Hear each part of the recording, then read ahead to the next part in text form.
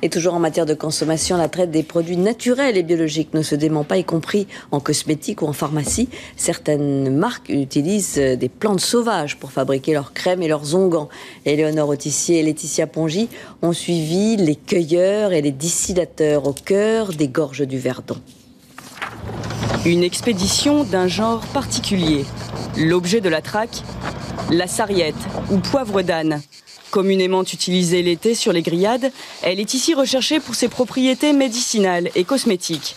À 1200 mètres d'altitude, Evelyne et Jackie la ramassent à l'étage sauvage.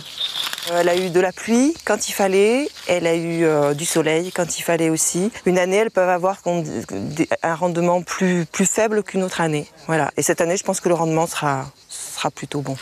Le couple produit et vend à partir de cette plante aromatique une huile essentielle aux propriétés tonifiantes. Pendant 15 jours, il cueille sans relâche les précieux brins, car pour faire 1 litre de cette huile, il faut 250 kg de sarriette, c'est-à-dire beaucoup de journées, beaucoup de coups de faucille.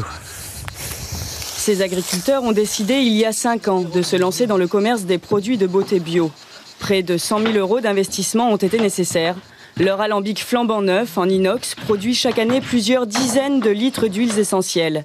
Les propriétés. Les montagnes environnantes leur offrent la matière première. Tous les étés, je vais dans la montagne ramasser ma sarriette, mon thym, la marjolaine et je fais toute mon herbe pour l'hiver. Donc voilà, je connais très bien. Mais aussi lavande, menthe poivrée, bleuet, autant d'ingrédients naturels utilisés pour concocter crèmes et essences aux nombreuses propriétés, loin des circuits traditionnels des produits cosmétiques. Il faut produire, mais il faut aussi vendre. Et donc c'est la partie vente qui est toujours un peu difficile. Donc il faut constituer des réseaux, il faut arriver à se faire connaître en tant que producteur. On est encore loin de sortir un salaire, parlons pas de 2 salaires. À l'écart de la grande distribution, le couple dégage néanmoins un chiffre d'affaires annuel de 40 000 €. Chaque année, les ventes augmentent et à l'abri des montagnes, doucement mais sûrement, leur affaire se développe.